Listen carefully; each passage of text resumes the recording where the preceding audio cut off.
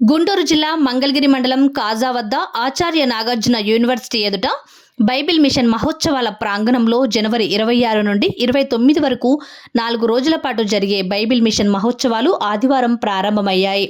ప్రారంభం రోజున కాకాని స్వస్తిశాల సంగీత బృందం ప్రత్యేక క్రైస్తవ భక్తి కీర్తనలు ఆలపించారు.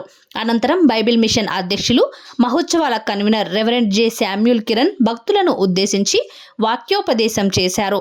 తొలుత Bible mission secretary reverend K Prashant Kumar, reverend Raju, reverend P Prakash Onesam, reverend Satyaprakash, reverend doctor Daniel దినకర్లు దైవ సందేశాలు అందించారు. 2 తెలుగు రాష్ట్రాలతో పాటు కర్ణాటక, మహారాష్ట్ర, మధ్యప్రదేశ్, ఛత్తీస్గఢ్, కేరళ, బీహార్, పశ్చిమ బెంగాల్ తదితర రాష్ట్రాలతో పాటు ఇతర ప్రాంతాలకు చెందిన భక్తులు మరియు సింగపూర్, మలేషియా, అమెరికా, దుబాయ్ వంటి తదితర దేశాల నుండి వచ్చిన భక్తులతో సభల ప్రాంగణం కిక్కిరిసిపోయింది. బైబిల్ మిషన్ అధ్యక్షులు, మహోత్సవాల convener reverend J Samuel Kiran, vice president reverend P John Devadasu, secretary reverend K Prashant Kumar, joint సెక్రటరీలు reverend D Sudhakar, reverend J Agamanarao, reverend M Sanjeevarao మరియు గవర్నింగ్ బాడీ సభ్యులు సారథ్యంలో వివిధ కమిటీల కృషితో ఈ ఏడాది ఆధ్యాత్మిక క్రైస్తవ ఉత్సవాలు ప్రతిష్టాత్మకంగా ఆదివారం ప్రారంభమయ్యాయి. వారు వేదిక మీదకి రావాల్సిందిగా ఆహ్వానిస్తున్నాము.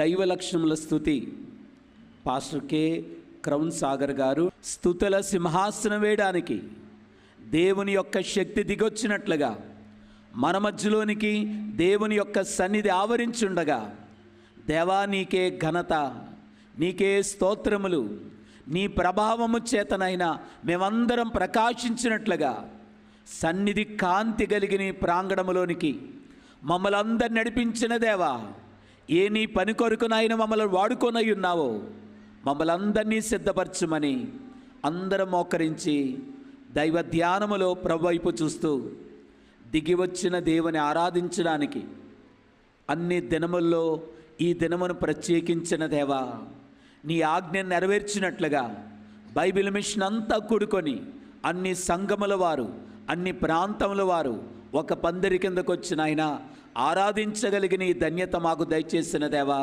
నీకు సంస్తుతులని ప్రభు వైపే నిదానించి మనం చూద్దాము. ఆయన వైపు చూస్తూ మన కార్యక్రమాన్ని జరిగించుకుందాము. నాతో చెప్పండి అమ్మా. తండ్రికిని, కుమారునికిని, పరిశుద్ధాత్మకును ఆది యందు ఇప్పుడును ఎల్లప్పుడును యుగాయుగములందు ఉండునట్లు మహిమ మహామహిమ కలుగునుగాక.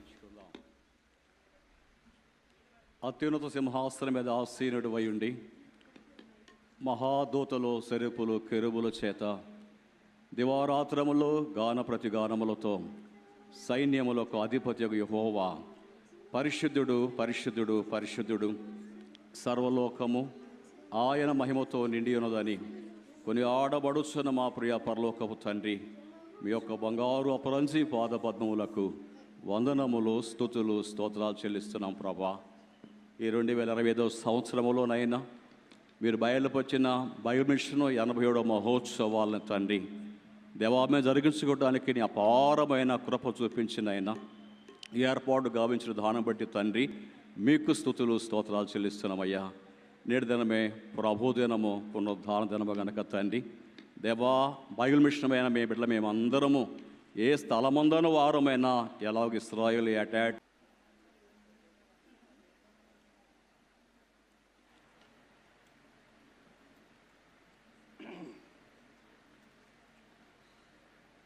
మరి ఈ సమయంలో చిన్న వాక్యం చదువుకుందామండి.